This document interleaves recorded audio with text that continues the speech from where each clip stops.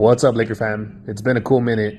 In this vid, I will be covering the key points in Pelinka and Coach Darvin Ham's media day interview, and I'll just chime in with my perspective on their key points that I found to be interesting during this media day interview they had. So comment, like, share, and subscribe. I'm going to get into it. So I like what I've heard. I'm encouraged going forward. A few things I want to highlight in this media day interview with Coach Darvin Ham and Pelinka. And probably about 10 main points I'll go over. So number one, Rob and Coach Ham reiterated that minutes will be given to players who play defense. I like that mentality. You know, Laker fan, last season the Lakers lacked a mentality to compete at a high level, play with energy, effort, and heart. And even when the big three was present, they had issues. So, that culture needs to shift. And it'll do that, under Coach Ham and guys like Pat Bev, JTA, Thomas Bryant, guys with high motors, etc. The Lakers were, I believe, 28th on points allowed per game, 25th on rebounds allowed, 23rd on offensive rebounds allowed, and 26th in defensive rebounding. And overall, defensively, their rating was 27th. So in order for the Lakers to win at a higher level this upcoming season, they need to be in the top teams in all relevant defensive categories. And at minimum, and at the highest, a top 10 defensive team in order to, win at a higher level. And that starts with having a mentality to do the little things such as play defense consistently by playing with energy, heart, and effort. Things like boxing out, rotating, helping the helper on defense, chasing shooters off the three-point line. A lot of times when I was watching games, man, a lot of shooters were just left wide open. Guys just losing the ball easy, things of that nature. That can't happen on this team this upcoming season. They got to be able to also pressure the ball, be active in the passing lanes, having active hands, things of that nature. That's going to force teams to, run their offense a little more with difficulty, as opposed to, more comfortably. The Lakers, no team feared them. They got to put fear in the hearts of teams, and they got to let teams know that they're going to be physical with them. So that has to be a way they have to play. They have to have an identity of defense. And I like the fact that Coach Ham is establishing no players will get significant minutes if they can't play defense. So I like that. That's an identity right there. That's setting the culture.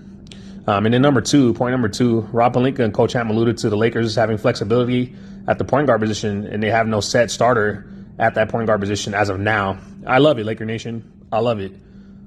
I do believe that Russ will start, but they want to demand excellence and buy-in. And so, I like that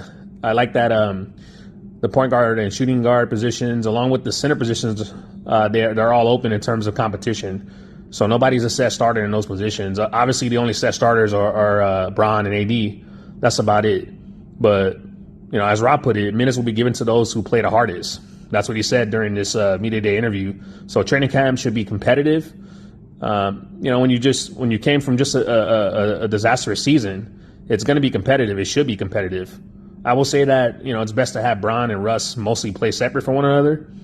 Stagger Russ as the main guy, whether it's with the second unit or partially with some of the starting unit. But with guys like, Austin Reeves, who could spot up and shoot, Troy Brown Jr., guys who like to run. Thomas Bryant is one of them that I would stagger with Russ, being that they have familiarity from their Washington Wizard days. But not only that, Thomas Bryant is an excellent rim runner. He puts a lot of pressure on opposing bigs.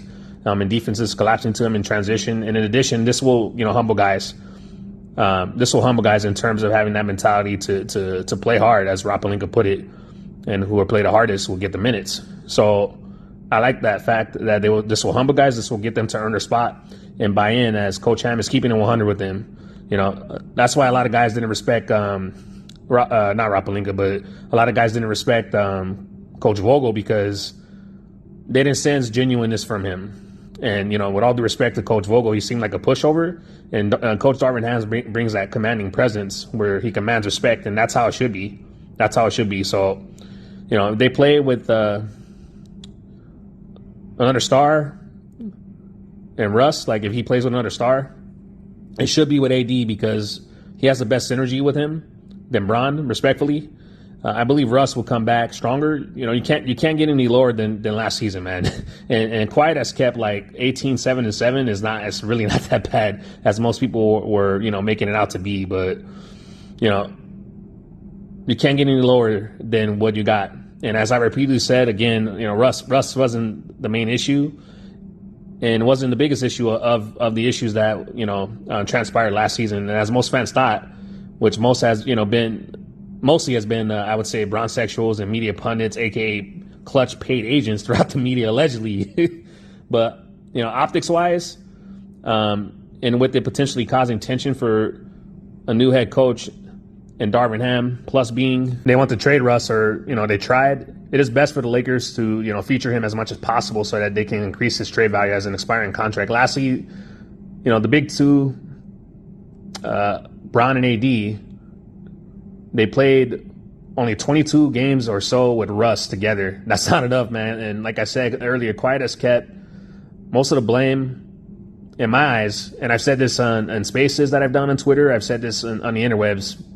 Most of the blame has to go to Anthony Davis and LeBron James, not staying healthy. Yes, some injuries are not players' fault, like AD, a player crashing into his knee and stuff like that, or him landing on a player and then, injuring his ankle, things of that nature. I get it. But, being able to recover from that, comes with better elite conditioning and durability, in which I can fault a player to a degree for that. And if they're fragile and they can't, withstand certain injuries, then yeah, it comes down to their conditioning. Lakers' lack of continuity came to an issue with Bron and AD not being able to stay on the floor. And when you have your two best players that are not available, it's going to cause major issues. It's going to cause major issues for the team in terms of winning games and having continuity. So, they weren't available for the vast majority of the season. So how's that Russ's fault, man? Make that make sense. It doesn't. That's Russ got unfairly scapegoated, man. He got unfairly scapegoated, and it's unfortunate how some fans treated him and his family at games. Laker fans should support him and hope for the best. As he's a Laker for now, so we'll see how it goes. And then another point I wanted to touch on, Rob stated that Pat Bev is viewed as a 3-and-D player. At times, this will work. This will work, but in the playoffs, teams will really get crisp and, in terms of their execution, given more scouting, his focus on one opponent. Furthermore, you can't depend on the strategy long term. Pat Bev will play more aggressively because, he's giving up size, right, and strength. Players over a foot taller than him. So, Pat Bev's tendencies when it comes to defense at times, gets him into foul trouble because he has to be more aggressive, especially towards players that are bigger and stronger than him. So I could see a situation where great teams can exploit that in the playoffs, especially on switch defense where he's guarding opposing threes. So I hope Coach Ham does not use Pat Bev often to guard opposing threes. The Lakers should use Pat Bev, guarding opposing threes sparingly, so not all the time. And then another point as well I want to touch on, and I thought it was a key point during this media day interview between Rob Pelinka and Coach Darvin Ham, was that, Rob stated that Russ said he was all in, right? And that's great to hear, but we'll see come the season. A lot has been said from the Lakers saying let Russ be Russ and things of that nature, for Russ saying he will sacrifice, to for the betterment of the team. The coaching staff and Bron, recruiting Russ again, they should do whatever it takes to enable Russ. And Bron allegedly makes players better, right? So being he's considered the GOAT by many, and for me, I put him in the top 6 of greatest of all time, somewhere around there. He has more nuance, he has more adaptability on the ball, off the ball, and as a catch and shoot player, plus being able to play in the post to enable Russ offensively. At this point, Bron should be handling the rock less, playing off the ball as a cutter, his ability to finish at the rim and his ability to post. He should be playing and, not handling the ball as much. He wouldn't have to work hard offensively. He wouldn't have to expend a lot of energy where he can preserve that energy and use some to play on defense. Defense is going to be a team effort aspect, not individually given the roster. So, the Lakers are going to need everybody, and I mean literally everybody, top to bottom, playing on the defensive end with energy and effort every game. Whether Russ starts or comes off the bench, Russ definitely needs to set more on ball screens, use his cutting ability, things of that nature. Coach Frank Vogel mostly had Russ standing in the corner while LeBron dribbled the air out the fucking ball for about 15 to 17 seconds. It's too predictable offensively. The Lakers need nuance. And based on what I've heard from Coach Ham with the 4 out 1 in system, they'll have more offensive diversity, which will, make them more of a potent team offensively. So with how things played out, I'm sure Russ wasn't, feeling the treatment in the media in front of fans. And so with that said, I believe he will come back stronger this season and better overall. So he can't go any lower than last year, in my opinion. And moving on to another key point. So Coach Ham and Rob Pelinka, they touched on Coach Ham's plan to preserve AD and LeBron James. Coach Ham stated he doesn't want Bron and AD to play playoff minutes in October, November, December. The Lakers have to have a set rotation, and define player roles. I think that was a key issue that Coach Vogel did not have. He kept changing the lineups. I think they had, no joke, about 40 to 50 different lineups. It was crazy. So, that would greatly aid Bron and AD on being preserved. I believe Coach Ham should, keep them around the 30 to 33 minutes per game. And when the Lakers are winning or, in blowouts or back-to-backs, man, and perhaps sitting them, I don't see any logical reason as to why Bron and AD should be on the floor when the Lakers, are blowing teams out just to get cheap stats. It's not something that is smart. If you're trying to preserve players, you got to do whatever it takes and keep them off the floor as much as possible, and that's going to come with sacrifice of stats and personal agendas. So we'll see how it goes. But I like the fact that Coach Ham, alluded to practice durations or how practice are held, the type of things that they were practicing. He wants to be strategic in terms of trying to minimize as much wear and tear on LeBron. Bron is in his 20th season, and AD, man, has played 75 games tops in his career, and that was in 2016, I believe in 2017, which was about 5 to 6 years ago. So thus far, he has played recently 56, 62, and 36 games, and obviously the 36 games are due to the COVID pandemic. So, to be fair, that's out of the question. But, and then last year, 40 games last year. So, preserving AD, man, is by far the most important thing, the key to the Lakers succeeding this upcoming season. And Bron and AD both need to play 60 to 65 games minimally, and at most 70 games. The Lakers depth-wise are solid, but, they don't possess enough talent to take on massive hits in regards to injuries. So it's a must. It's a must that Coach Ham, that he does whatever it takes to reduce the wear and tear on LeBron and AD and preserve them as much as possible. A big reason why the Lakers had a bad season last year was due to Bron and AD only playing 56 and 40 games, unfortunately, apiece between them. So Bron doesn't need to be in games, like I said earlier, man, to get cheap stats.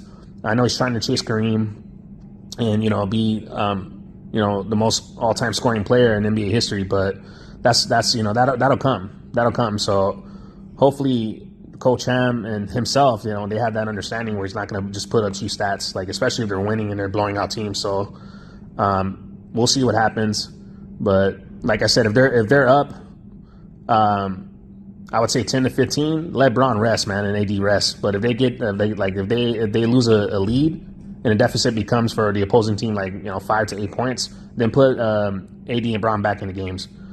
That will be my approach. And then another key point I want to touch on is, Rob Pelinka, he touched on the guard rotation. He stated that the Lakers have good versatility at the guard position where, they'll be able to defend multiple positions, and that, he has collaborated with Coach Ham on building a team that fits his coaching philosophy. My issue with this is the Lakers lack wings. They lack wings.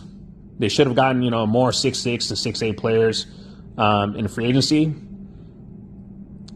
A 3-guard rotation for a long, extended period of time. We've seen that with Coach Vogel, man. It isn't winning basketball. It isn't winning basketball, especially when you don't have elite, versatile guards who can defend at a high level. Guys like Alex Caruso, etc. So as much as I like Dennis Schroeder and Patrick Beverley defensively, as well as Austin Reeves, they will not be able to defend elite threes for a long period of time. And they'll get cooked more so on a taller player, someone like a KD, for example, or a Kawhi Leonard. They're going to cook them, all due respect, because of the fact that they give up height, and they're going to have to make up for a physical aspect. So I don't believe this is a good strategy by Rob Pelinka and Coach Ham. And I hope that the Lakers can add more wing depth, because having Russ and Dennis Schroeder or Pat Beverly or Schroeder or, Pat Bev and Nunn, or Russ and Nunn in the court at the same time, a variation within that guard rotation, whether it's 3 guards or 2 guards at the same time, isn't a good mixture, especially on the defensive end, man. The league is geared on wing versatility on the defensive end, and offensively on the guard versatility. So, that's where that's gonna help with our guard rotation offensively, but defensively that's gonna be a problem. But wing versatility on the defensive end is something that is highly valued in the league with teams going small. So that's an issue for the Lakers. The fact that they lack wings, it'll be a problem. Small ball doesn't win as much unless you have a dominant guards on the offensive end and dominant wings at times on the defensive end, or 2-way players, but it's rare. So with a robust guard rotation, Lakers definitely need to trade for a wing and or add another wing through free agency. And there's been reports, I think today it came out, that the Lakers signed Matt Ryan, I believe, or if I'm not mistaken, from the Celtics, and then also Dwayne Bacon. So they worked them out. And Dwayne Bacon, man, former forward of the Charlotte Hornets, I recall him having good games versus the Lakers. You know how it is. Everybody can get that work versus the Lakers. So it is what it is. They always play their best game and they have career highs. But Dwayne Bacon, man, can shoot. He's a solid offensive player. But my question for him is on the defensive end. So, the Lakers should trade for a wing, perhaps someone like Jay Crowder if possible, and, add Dwayne Bacon with their final roster spot. So we'll see. Moving on to another point, Rob touched on if the Lakers will trade their picks. He stated that LBJ committed to the Lakers for 3 years and that they have one of the greatest players to ever play in the NBA or in NBA history on the Lakers, and that he wants to reciprocate that commitment by building a team that puts LeBron in the best position to win a championship. And, he will only make a trade that puts the Lakers in that position. As they only have 2 future picks available, being the 2027 to 2029 first round picks. So they can't make a mistake on making a trade with those 2 draft assets attached in the trade, man. I hope I hope all you Laker fans, who has been bitching, crying on the interwebs, man, for the Indy trade and Utah trade, heard that. I hope you heard that. I hope you heard what Rob Pelinka stated clearly in this media day interview, man. But y'all, being pissed off about Russ remaining a Laker, alleging that y'all was not going to watch any games. Yeah, y'all asses was watching media day, man. Don't think I don't see y'all. Don't think I don't see y'all, man. There's receipts out there. Real Laker fans knowing, man, and they're going to point y'all out and expose you guys for being fake-ass fans. But the Lakers are a global, multi-billion-dollar brand. They don't give a shit about you guys who said that you guys were going to stop watching games because Russ is on the roster. They don't care. They don't care about Joe Nobody on the interwebs claiming that they won't watch any more Laker games until Russ is traded or until they improve the team to their liking. Ask yourselves this, though. Ask yourselves objectively, does the Indy trade or Utah trade put them in a position to win a championship? Look at all the teams that got better in the West Indies. The only player they could have traded for that could have put them in that position to win a championship that was available for the time being during the offseason was Kyrie Irving, another all-star player. Alas, to go right for the Lakers with the Utah trade or Indy trade if they were to make that trade. And, looking at their schedule, man, the first 10 games, they need to go about 7-3 tops, out of the gate in the first 10 games, or 6-4 at minimum. So Miles Turner, I know a lot of people hyped him up. He has played 2 consecutive seasons, 50 games or so. So if he was to go down, that puts more in AD, that puts more in the center rotation. So, we had a season riddled of injuries, so you don't want to trade for players that have bad fragility, and he does. There's potential that they'll become pretty good defensive front court, no question. And then you have Buddy Hield, who's fallen off with taking more shots and higher usage and hasn't shot as well. And he should be shooting well, especially with playing on a bad team. He should be doing well. So I wasn't impressed by them, but he's one-dimensional. Like, he's good shooting the ball, but he's one-dimensional. The Utah trade, would have been good role players, and Clarkson, Conley, Bogdanovich, guys like that, Malik Beasley. But the problem is taking on long-term contracts, and Clarkson, 2 years or 3 years, and same thing with Connolly, taking on his contract, and that'll inhibit you to sign free agents, the next offseason. So, with the Indy or Utah trade, Lakers probably looking at, about a top 5 to be a top 5 seed or so in the West. At best, maybe top 4. That 2027 pick for the Lakers, is a major asset, because that's around the time that LeBron James and AD's contract, I think it's 2026 it expires. So basically, the Lakers, if AD wasn't to return, they wouldn't be a good team, and they could have that draft asset to be a future cornerstone that they could build upon. But if they were to trade that, then and just for role players, and they weren't going to win, then that could be a problem. That could be a problem. You're just trading for role players. Then you're looking at a team with mid-tier guys that you could trade or could have traded major draft assets for. So, as opposed to trading that for an all-star. When AD and Brown are gone, presumably if they were to leave. Plus you can get those guys, those type of mid-tier players, Jordan Clarkson, Bogdanovich, Miles Turner, Buddy Hield. You can get those type of role players in free agency this upcoming offseason, after this season, and you keep your draft picks, and then when a star player becomes available to trade for it, then you do the deal. So I like that the Lakers are being patient, and not operating under desperation and all that stuff. I'm glad a lot of Laker fans, man, who are bitching and moaning on the interwebs about the Lakers not doing the Indy or Utah trade. I'm glad y'all ain't G'ing straight up, because it's not about just making trades just to make trades, man. It has to make sense for the short term and the long term. So it is what it is. But moving on to another key point in this interview, Jovan Buha, who has been getting famous for the whole drama with the Lakers as a reporter and supposedly reporting things, and has mostly been wrong, or has clearly stated that it was his educated guess when he was on Lakers Talk with Alan Siwa. So he's not a source, but he's pretending to be a source. But it is what it is, man. He's gonna build that clout, and a lot of people ate that shit up. I didn't, though.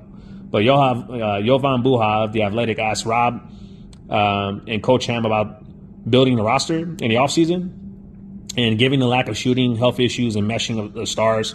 And Rob Pelinka stated that there is no perfect roster, and said that he knows that shooting is a needed skill. Coach Ham stated he wants basketball players on his team, and that he wants to establish players within a system and within structure. He stressed that defense will create offense, and that there are a lot of confident guys on this team that believe they can shoot the ball. So I like the fact that Coach Ham is focused on defense turning into offense.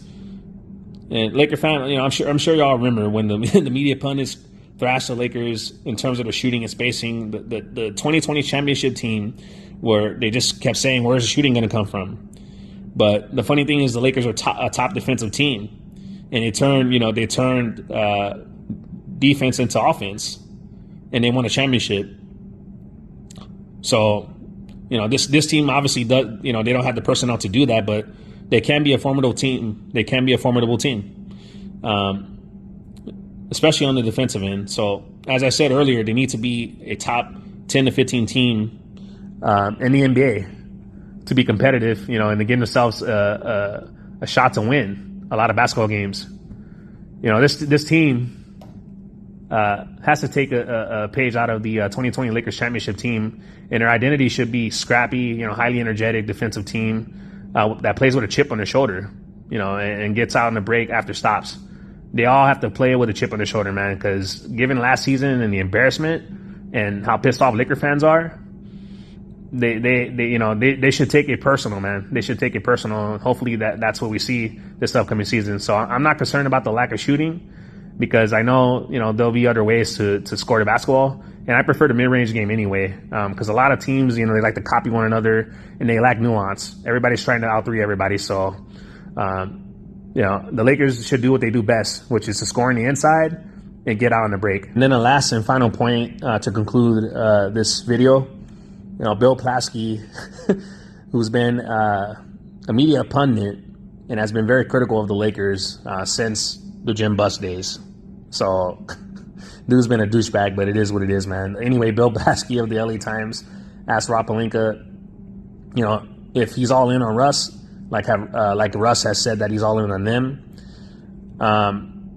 So Rob alluded to the aspect that if there's an opportunity to improve the team, they will. Rob also said Coach Ham will bring the best out of him this upcoming season. So to me, this translates to, if he remains a Laker, we believe he could thrive under Coach Ham and Russell Westbrook.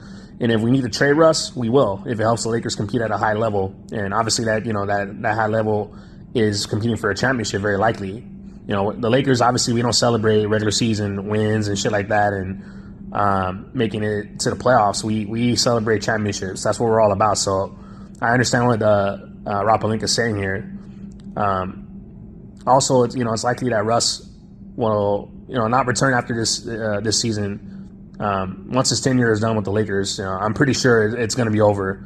It's best for both parties. It's mutually best that they move on once Russ's contract runs out, assuming he remains a Laker for the entire season. But I'm sure we can all agree upon that if he's not traded. So, and I believe, being that Danny Ainge and Kevin Pritchard, GMs of the Utah Jazz and Indiana Pacers, they were attempting to fleece Rob Pelinka and see, if he would give in to desperation, being that this is LeBron James' 20th season and supposedly, he'll be wasting his a year or whatever, and optics-wise, in terms of the Lakers competing for an NBA championship, because it's basically a championship or bust.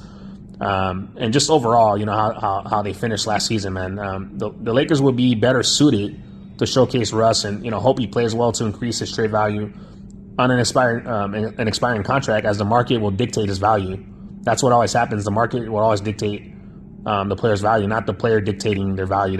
We've seen that with Dennis Schroeder.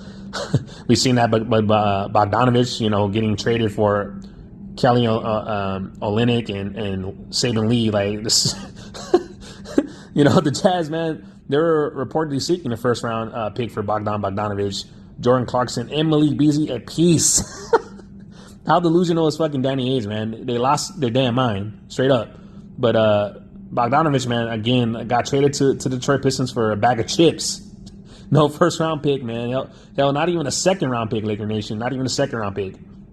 He got traded for Kelly Olynyk and Saban Lee, a guy who most have not even heard the fuck of. So it is what it is, man. But Bogdanovich was the highest value role player for the Jazz, and he got traded for a bag of chips. Again, the Lakers are doing the right thing by letting this play out in the trade market. As time goes on, players' value will either increase or decrease. So Russ is on an expiring contract. With better play, his value will increase. Just watch, and the Lakers will be able to trade him, I believe, for less, which is why Coach Ham and Rob Pelinka, especially Coach Ham, man, in the offseason, has been talking up Russ. They were acting under the presumption that he was going to be a Laker, and I think that was a good presumption to have. They were operating in the gray area as well, meaning that they'll act accordingly when an opportunity presents itself, and being neutral, which is a smart approach. The best outcome for both Russ and the Lakers is to forgo what happened last year, put it behind him, and start off fresh. So whether Russ finishes as a Laker or not, just taking game by game is the best approach. And if that's trading him, cool. If it's not trading him, cool. I'm not disappointed that Russ is still a Laker. I support him if he remains a Laker. All I can do as a diehard Laker fan, a true Laker fan, is support him. Whoever's wearing that purple and gold, man, I'm going to support him. It is what it is.